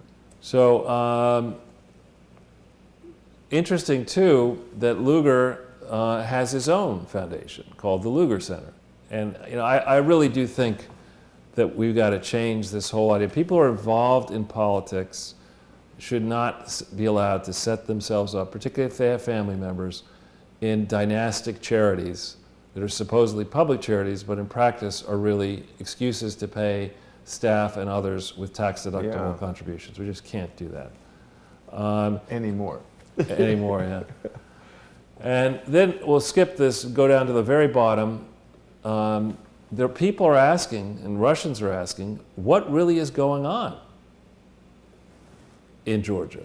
And who knows? We and the Russians like to play with disinformation. But here's Russia accusing the U.S. of using this lab as a place to experiment with biological weapons. Novichok? Exactly. And then blaming them. This guy looks like he's leaving on the midnight train to Georgia. He's straight out of a Bullwinkle cartoon. He is. Yeah. Where is Squirrel? No offense to him. So let's go to the next page. All right, it would be my view. Now remember, we have this I'm a reddist, anything that's red is bad. That just with a letter that Hillary sent via hand delivery, and I wonder if they did it that way so they could avoid mail fraud. But That's interesting. But they send it on the 5th of January 2009. So this is after BKD has issued a fraudulent opinion, after the Clinton Foundation failed to meet the deadline in the state she represents for reporting on the Clinton Foundation. She sends a letter, which she signs, saying, "My husband founded the William J. Clinton Foundation." Now, this is one of the smartest lawyers in the world, supposedly, right? Now, in order to found something legally, in this case, in Arkansas, you have to have 3 directors come together and sign and adopt Articles of Incorporation and bylaws. And Bill Clinton, by the 5th of January 2009, had not been named as a director, a trustee, or in other ways with anything having to do with the William J. Clinton Foundation. So to make the flat statement, "My husband founded the William J. Clinton Foundation," that's what you lead off with, is a gigantic belly flop. No, that's not true, actually. And then it says, "Neither my husband nor I has any financial interest in the William J. Clinton Foundation." That's not right. Well, it's like Chelsea doesn't care about money. They have no interest in it. Well, the technical rule, it's not like you look at it and say that because I don't own shares in the Clinton Foundation, right, or because I don't have a salary. You could say, all right, or I'll say to you, Jason, look, why don't you hire me? You don't have to pay me a salary. All you have to do is just pay for my out-of-pocket expenses. And you'll say, I ain't doing that. Oh, because then it could be anything. Well, the out-of-pocket expenses are going to be, this is Bill Clinton, Hillary, and Chelsea Right. Clinton. Private jet travel, entourage, this and that. It's crystal clear, looking through the records, that they had been reimbursed for millions of dollars of expenses through the foundation. And also clear that Bill Clinton was getting speech income routed through the foundation. So this is flatly wrong. And the Clinton Global Initiative didn't legally exist on the 5th of January 2009. There's no such thing. It's generous of you to call it wrong. Yeah, and then it says, "My husband has been active with this not-for-profit organization since its inception." Well, its inception was on the 23rd of October, 1997, when Bill was still president. He wouldn't have been allowed to be involved with this at its inception. So it's just, it's a ridiculous open in this letter that's designed to tamp down concerns senators had, and the public might have had, in continuing to allow the Clinton fraud family to operate the fraud foundations the same time she was going to be Secretary of State. And then notice the way that she's decided she will limit her participation. She'll limit her participation personally and substantially in any particular matter. Okay? I mean, there's a modifying, interesting language. Remember, I'm told by lawyers that you, Jason, and I cannot get together and make an agreement to break the law. Well, not without going to jail. And say that agreement controls... It's binding, right? Right? No, you can't do any of this. And then she says later on that she's basically not going to participate in any conflict of interest transactions. You're also not supposed to be involved in public corruption. That's a separate statute, but that's how you roll.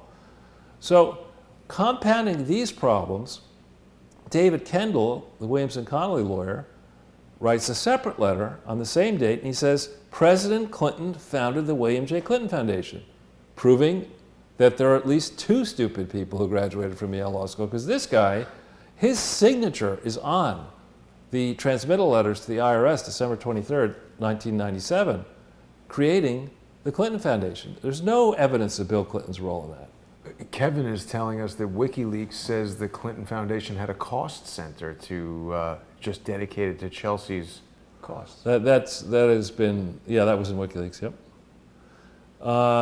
Good for you, Kevin. He should get a cost center. Yeah, doesn't he have 2 or 3? Everybody gets a cost center. You get a cost center. I mean, that's like people working, it's a lot of people knowing about it. So then it says, he goes on and he says, "It's my understanding the MOU will review the contributions of countries that elect to increase materially their contributions to the foundation." Remember, I said that on December 17th, 2008, Bill Clinton circulates information about all these countries that gave money to the Clinton Foundation cumulatively from the beginning, but doesn't correct any of his forms for 97, 98 through 2007 that would have shown specifically how much money these governments may have given to these Clinton foundations. We never, to this day, we still don't know information that we're required to know. And here's David Kendall lending the prestige and weight and wealth of Williams and Connolly to a sentence where he admits that there was something called the Clinton HIV/AIDS Initiative, which did not exist legally, the date of his letter, the Clinton Climate Initiative, which has never existed legally, the Clinton Justra Sustainable Growth Initiative, which was created illegally and operates under the radar in Canada and around the world, and the Clinton Hunter Development Initiative that operates illegally in Africa and Scotland. But David Kendall is not just any old schmuck. I mean, he's a big deal partner at Williams and Connolly. Premium schmuck. He's a premium master schmuck who can't say, I didn't understand the law. He's an aggressive litigator, aggressive defender of the Clintons, and he's embracing this lie. So, in the same way that Michael Cohen can be attacked for being, in theory, part of some Trump conspiracy, I would argue that the whole Williams and Connolly firm, which is getting fancy book payments, you see why Barack Obama's not going to get in front of this express train. Williams and Connolly's probably saying, look, we can get you whatever the Clintons got. Bill got just 10 million. We're going to get you and Michelle 65 million. So, okay, I'm all in for that. Hillary's got to win. And that didn't happen. So what are the types of arrangements that people would be concerned about? And this is just one of the many ones. We'll go to the next page. Who knew communists would be so entrepreneurial, Charles? So here's just one example, okay? And I have many, many examples that will be coming out in the work that I'm doing. But this is a company that is called ChemBio and still exists. It issues a press release on January 12th, 2006.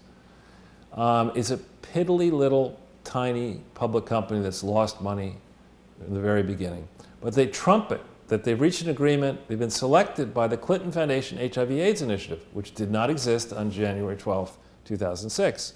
They hold a press conference and they explain that this ChemBio will be able to serve the market of people who need HIV test kits, a market which is estimated to be 200 million tests. So that's a big market, right? And Larry Siebert talks about, we're doing all this work together, it's fantastic, and we're so enamored. Here he calls it the Clinton HIV Initiative. Up here it's the Clinton Foundation HIV/AIDS Initiative. I mean, it's very clear that Larry Siebert had done zero due diligence on this Clinton Foundation because as of January 12, 2006, according to later records we get, this Clinton Foundation HIV/AIDS Initiative was liquidated on effective December 31st, 2005. So he makes this announcement as part of a process of raising money, right? Not something you're supposed to do. Well, when he heard chai, he thought they were talking about coffee.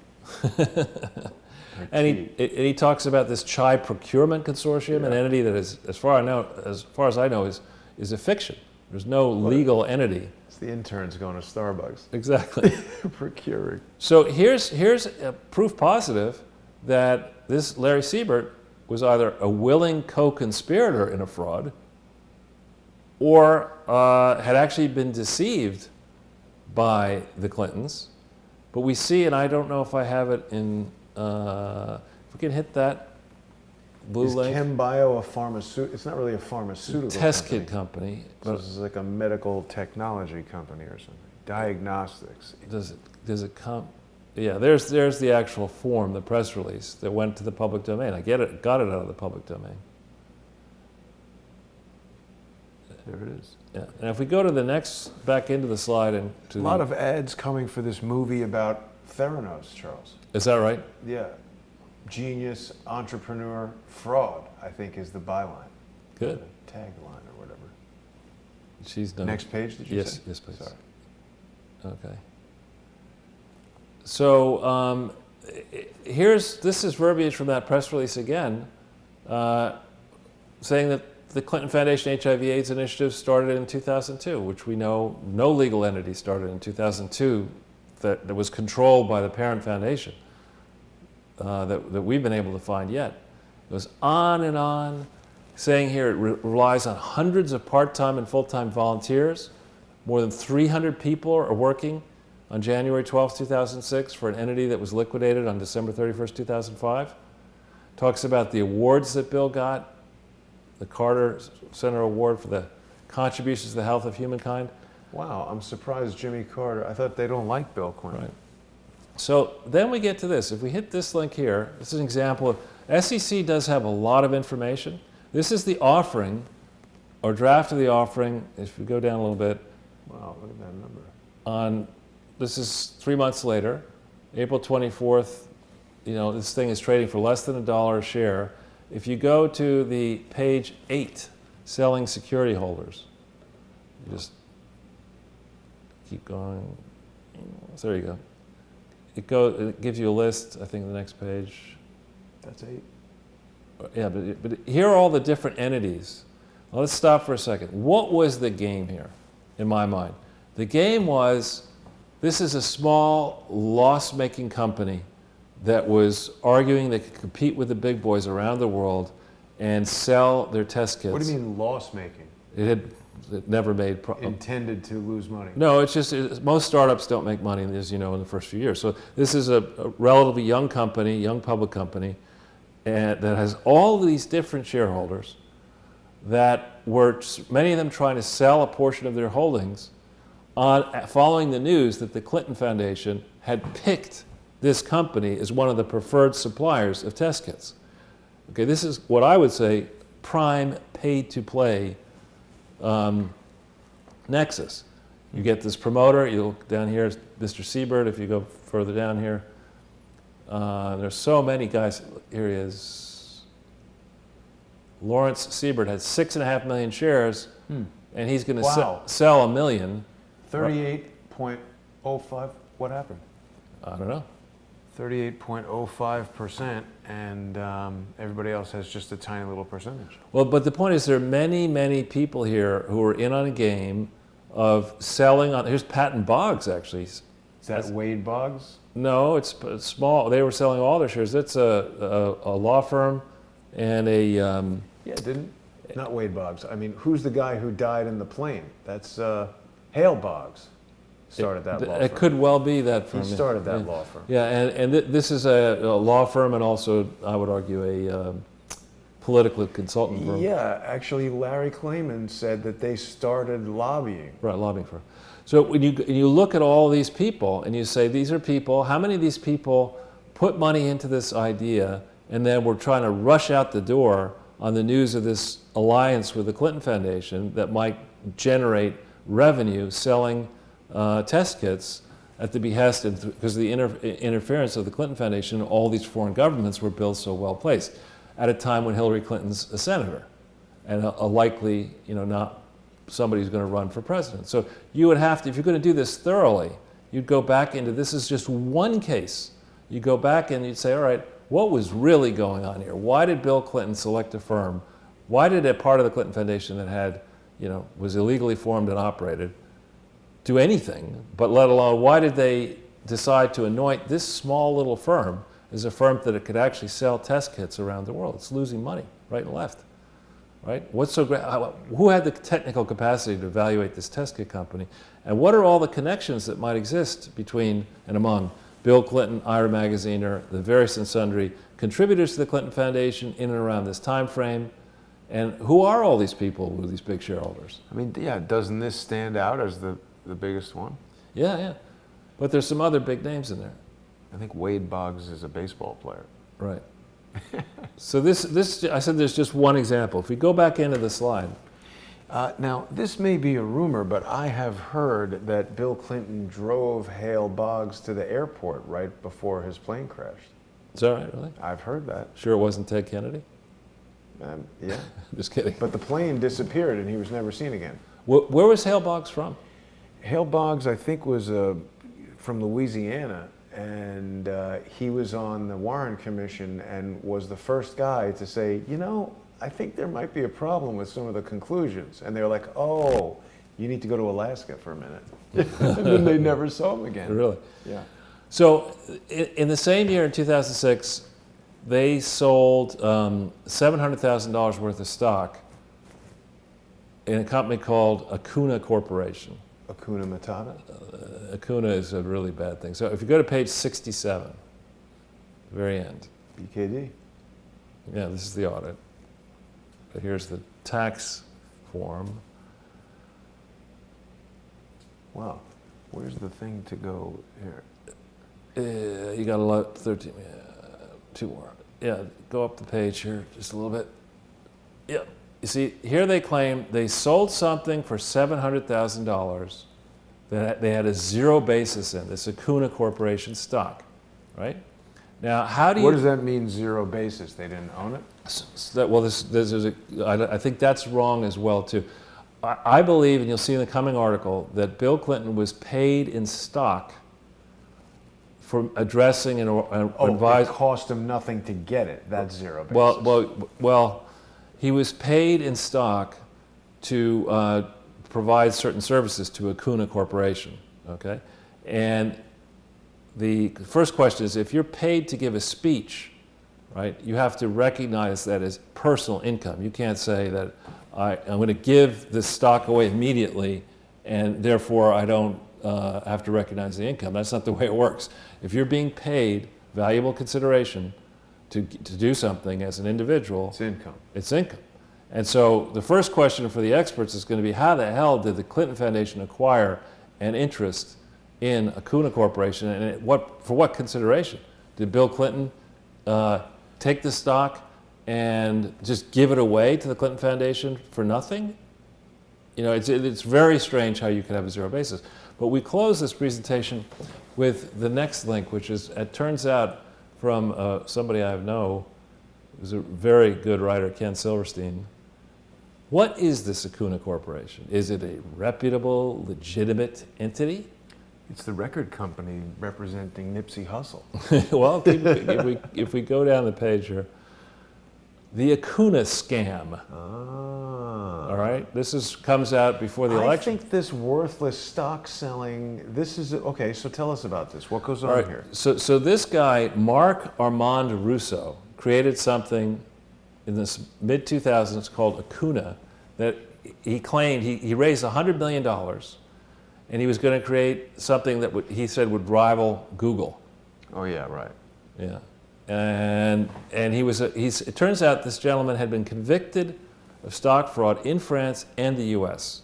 Oh. Right, and so but he goes around. Now, how the hell does Bill Clinton? We go down this a little bit further. He gets stock. He gets stock. We'll keep going.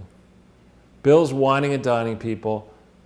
He gives a 2004 affair at Tavern on the Green, and he gets 200,000 shares of preferred stock for a short speech. If they were valued at 68 cents, then that would be $136,000, right? Man. So you have to register, you have to show that as income in 2004. It's kind of obvious, right? Right, and the real question, was the preferred stock really worth that? What were the fortunes? What was going on with Acuna? Was it getting better? Was it getting worse? But by mid-2006, Acuna's losing a lot of money, and Bill says, I want to cash out. And it turns out that this promoter, who couldn't afford, I would guess, the world to understand how bad the situation was, somehow takes probably some of the money he'd raised from other people to buy these shares at $3.50 a share. So this math ties in. The Clinton Foundation filing shows $700,000 coming into the foundation, but how did the shares of Acuna end up in the foundation? Right? Does it have a stock? Well, and BKD, of course, we can rely on them to get this right because they're that good. No, we can't.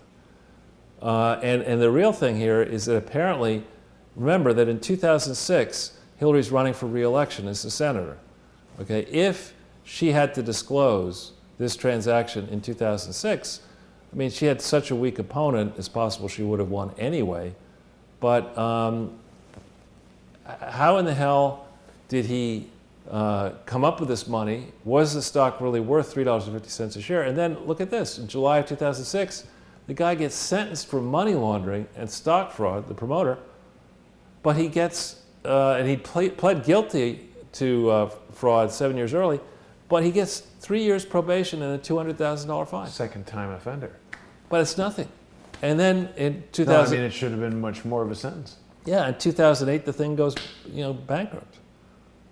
Right. These are two examples: Cambayo So is and there this. some value in having these companies that are like the stock is worthless, but it's valuable for doing frauds with somehow?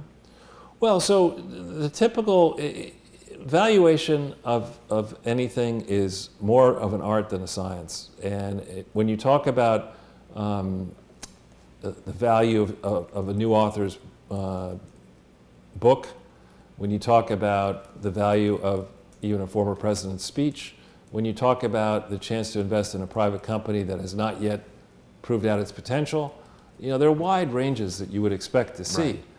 But in the whether it's Cambayo, a thinly traded public company, or this Acuna thing, which I think was still private, if somebody comes along and says, hey, I'm Steven Spielberg, I have done umpty-ump movies, and typically they do well, and I might be able to get a few top stars around and writers or whatever, and we'll distribute this thing.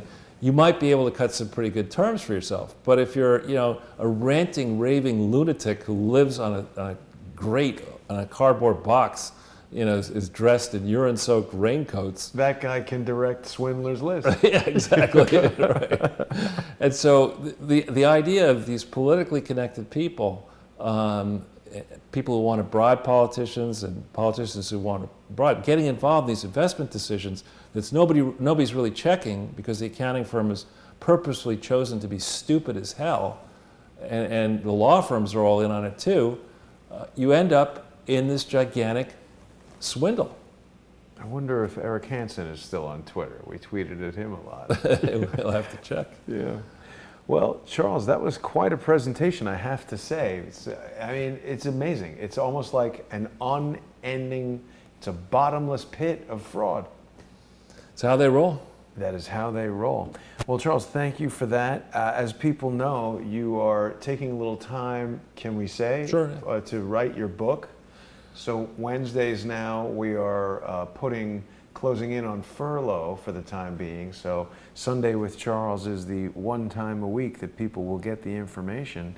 And of course, Crowdsource the Truth cannot continue without the sponsorship of you, the audience. So I hope that people will go to subscribestar.com/crowdsourcethetruth and patreon.com/crowdsourcethetruth and sponsor the show. People can also send one-time sponsorship payments to paypal.me/crowdsourcethetruth. And anybody who becomes a sponsor for $10 or more is going to receive the free Volume 1 Sunday with Charles screensaver. I think it might be time to perhaps make a Volume 2 screensaver, because there are so many. Just looking through that scroll, there are so many images that have been created for the show. It's really become quite a thing. Charles, thank you very much, and thanks everybody for watching. I'll see everyone tomorrow.